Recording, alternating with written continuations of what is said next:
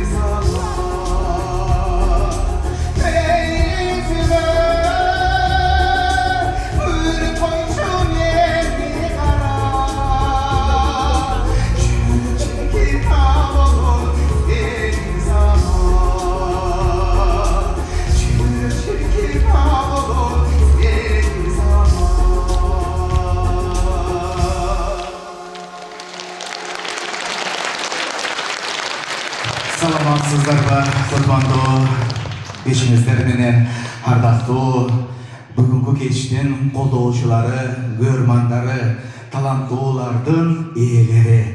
Мынакей бүгүн сиздер колдоп келип отурасыздар, сиздердин жакшылыгыңыздар менен бирге ушундай жакшы бүгүнкү майрамда бардыгыңыздарды бүгүнкү майрамыңыздар менен куттуктап коюуга уруксат этиңиздер. Чогулдайбыз, жийде жыты. Hãy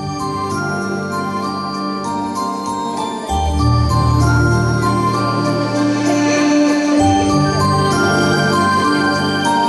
cho kênh Ghiền Mì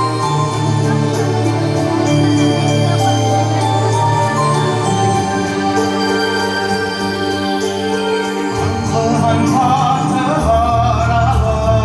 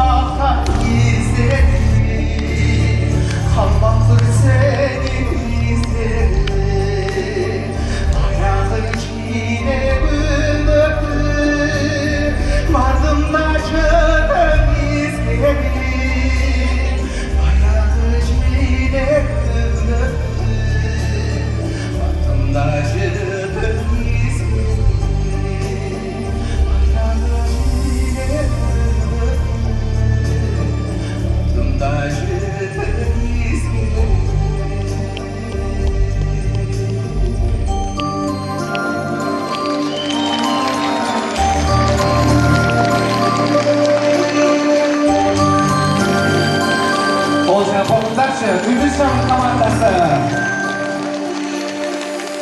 Barakende. Çok rahmat. Sizler için bayram tatlılagan Ümit Şam'ı Korktu Hoca Bozarşa. Barakende. Koltuk gelgen usuldan doğru. Bugünkü geçti albarışlı Orman Borçalı'da da hoca